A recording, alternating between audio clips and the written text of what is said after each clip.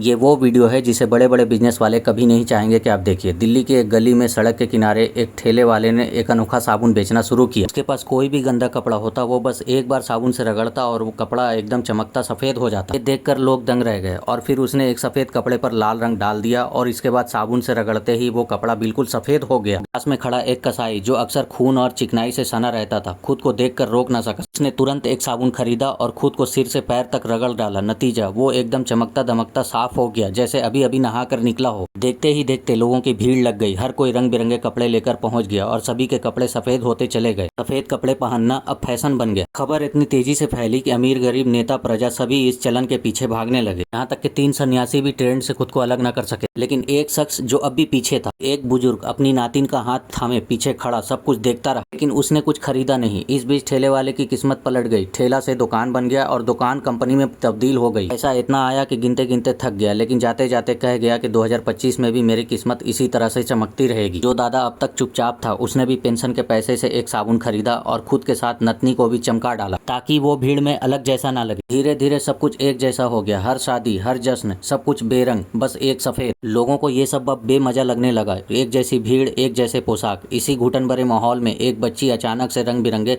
कपड़े पहनकर फुदकती हुई आई। पूरे मोहल्ले की नजर उसी बच्ची पे पड़ी। लोग हैरानी में पड़ गए और सारे लोग उसी बच्ची के पीछे पीछे जाने लगे। तब जाकर लोगों को पता चला कि वो बच्ची साबुन वाली की ही बेटी थी और अब उसकी साबुन वाली कंपनी नए रंग बनाने वाली कंपनी में तब्दील हो चुकी थी। अब वही व्यापारी फिर से सामने आया। उसने एक सफेद कपड़ा लिया और एक नया साबुन निकाला जिससे लाल रंग में वो कपड़ा तब्दील हो गया। इसी तरह से पीला और फिर नीला, ये 3 रंग मिलकर बना सकते थे दुनिया के सारे रंग। अब ये 3 नए साबुन मार्केट में आ गए। फिर से भीड़ जुटी, लेकिन कमाई सिर्फ उसी व्यापारी की हुई। जब हम खुद कुछ नहीं सोचते और भीड़ के पीछे भागते हैं तो बार बार हमारे साथ ऐसा ही होता है। हमें एक दूसरे प्रोडक्ट की तरफ मोड़ दिया जाता है। असली फायदा वही उठाता है जो ट्रेंड को चलाता है, क्योंकि ट्रेंड अपने आप नहीं बनते, इन्हें कोई बनाता है।